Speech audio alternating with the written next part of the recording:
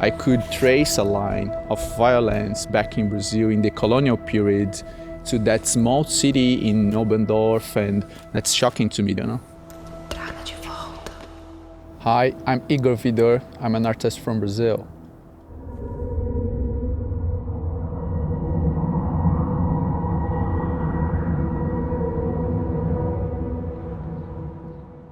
Welcome to the double feature. We're here at the port, Osthafen in Frankfurt-Main.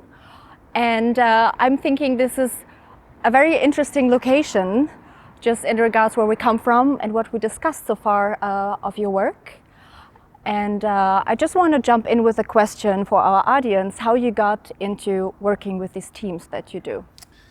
Hey Dasha, thank you for having me here. Well, my works have always had this political concern through the use of certain materials. But after the murder of a childhood friend, Rodrigo, in 2016, I realized I have 9 friends killed by the military police of São Paulo. And then I started to dedicate more energy and time on these topics of security and state violence. When you start to go deep on these issues, you understand the whole violence scenario in former colony, as Brazil is based on centuries of exploitation and slavery. For some reason, the history became a raw material to work with. That's how I end up on this research. And in one of our former talks, we researched a lot about the war on drugs. I remember that you said that these monstrosities against the residents of favelas are basically justified over the false conflict of the so-called war on drugs. Maybe you can explain us what you mean by that and how does it correspond with your works? Yeah, what would happen if 29 people got killed by police in a neighborhood in Frankfurt? Yeah, how society would react to that? What I mean is this superficial idea of good versus evil doesn't collaborate to this complex scenario be solved. And in a way, war on drugs is a justification based on the criminalization of poverty and racism, you know? Do you want to break with this dichotomy, evil versus the good? It's not breaking, I don't think I'm capable of it, but it's just to understand that it's a very pretty shallow view of this complex scenario. In fact, this dichotomy collaborates to feed that scenario. The film we're gonna see tonight, A Praga, which means the plague, plays in Oberndorf am Neckar. Yeah. It's a very small town in Baden-Württemberg. I'm just wondering what sparked your interest in going to Oberndorf shortly after you came to Germany in that same year?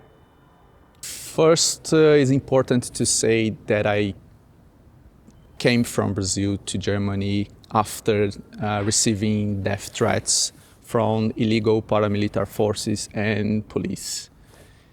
And so Germany was not a choice, but the only option that I have. So Oberndorf is the city where the headquarters of Heckler Koch is based, one of the main industries of Apple in Germany. And the death of Rodrigo, in the investigation, they understood they used an MP5 submachine gun on his death. Also, the death of Marielle Franco, which was a councilwoman, pretty strong activist against weapons and violence. Violence in public. Exactly, in these poor regions, was also killed by a police using that weapon. And that's why I was so interested in this tragic correlation between what happened in Brazil in these years and that very quiet and small city in the countryside of Germany. Two aspects that are also very interesting to me about A Praga is that one, you use different modi operandi of the camera. You're using two cameras and you use an actor for the first time. Can you explain why and what do you try to express with that? I wanted to create these three different atmospheres in the film. So you have the moment inside the museum, where you can see, museum things, but also there is the character and this kind of held hands shaking camera when you are going through the city. But when you usually it's this first person camera view. So I want to mix that you don't understand if that is the character walking through the city or if that's the own spectator seeing that, and also the raw footage that I used from the police operations. So that allowed me to mix and go through different narratives that mix the idea of a documentary and fiction. But you cannot, it's difficult to classify that film is a documentary because I'm using real images from real situations back there in Brazil, but also there is this character and different perspectives from that town and the museum.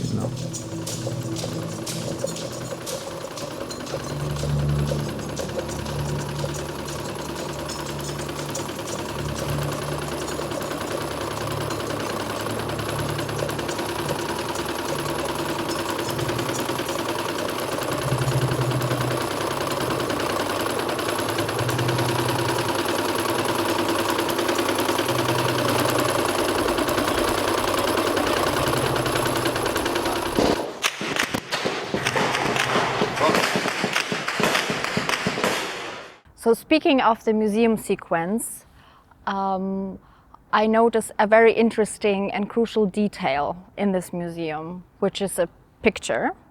It's a little photo. I think it's very important because it has a tremendous meaning and context. And I'd like you to tell us more about what this photo means and how does it relate to the topic commodification of violence from a colonial standpoint.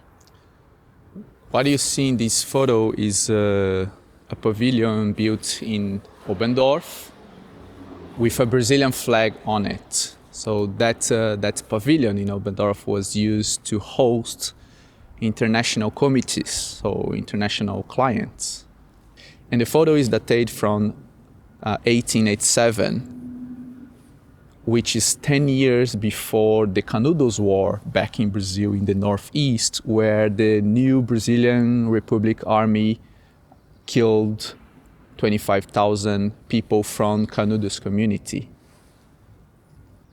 A few steps further in the museum, you can see a shelf with different rifles produced by the manufacturer of weapons called Mauser, which was one of the main suppliers of the Nazi regime, and that gave me goosebumps. And the interesting is, after the Second World War, 2 engineers of Mauser escaped from it and create a new company, a sewing machine company called Heckler Koch. And after a few years, that sewing machine company became a weapons company again. So through this photo, I could trace a line of violence back in Brazil in the colonial period related to that small city in Oberndorf and the whole history of changing names between both companies. And that's shocking to me. That was pretty disturbing in a way, So this character that you use, it's dressed, or he is dressed in a very specific way. Is it a spirit? What would you like to tell with this character? Okay. I like to think that in a way it's Rodrigo. I choose an actor who has similar appearance to him, but But I think sometimes it's myself, you know. I think it's everybody who are against what's happening there could be that actor, because we can see through the narrative this journey to the headquarters, and then things start to happen from it. So that would be the linear script. And what I did, I kind of bend the script to show all that, and this more kind of terror presence, or this spiritual curse situation over there with this character in the film.